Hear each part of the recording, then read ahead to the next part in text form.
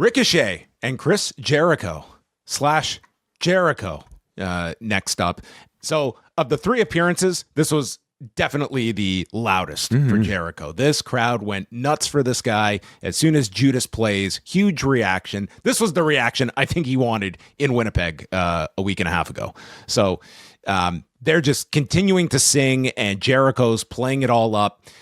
Jericho's like, he's grabbing like the ringside camera, starts shooting Ricochet. They're doing all the bald comedy. And then finally, Ricochet just hits this guy with a DVD on the edge, and Jericho sells his arm for the rest of this match. And then he's selling and selling, and he'd hit something.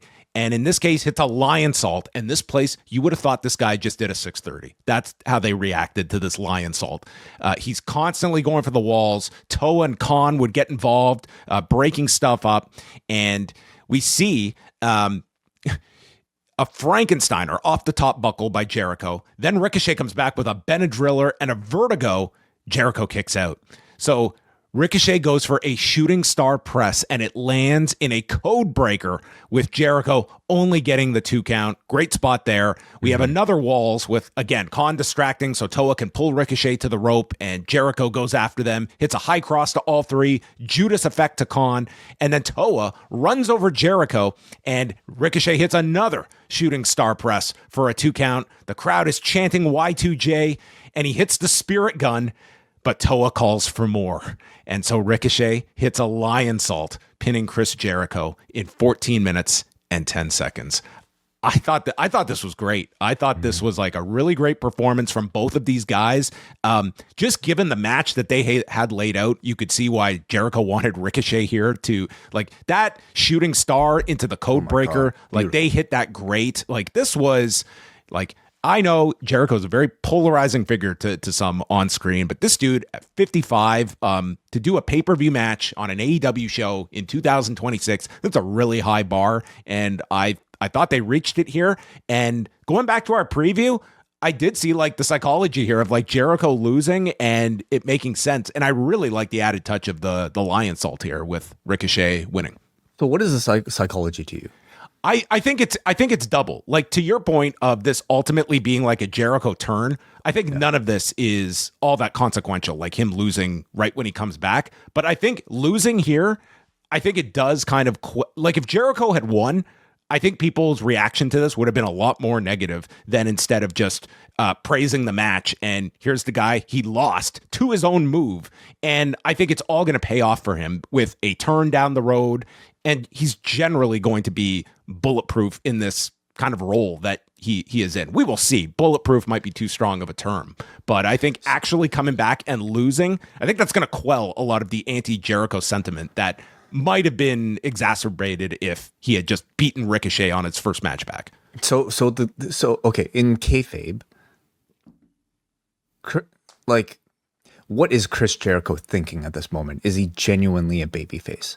You know, is he genuinely, or is he trying to like deceive us in some way? How are you feeling?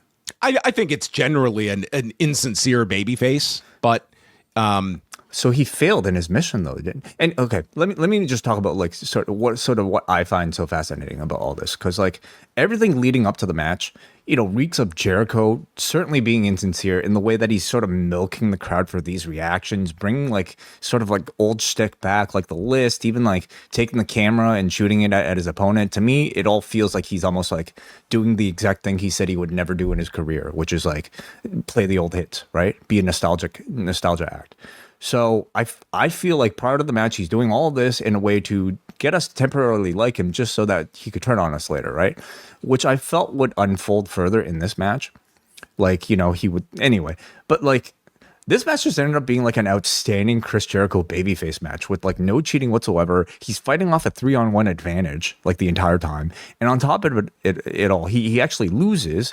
So the loss to me like totally throws me off the scent, because if this is some sort of like like mischievous Chris Jericho, I would think that something would occur to allow him to win, right? So that like whatever grand plan this all is, at least like would result in some level of success, you know, off the bat.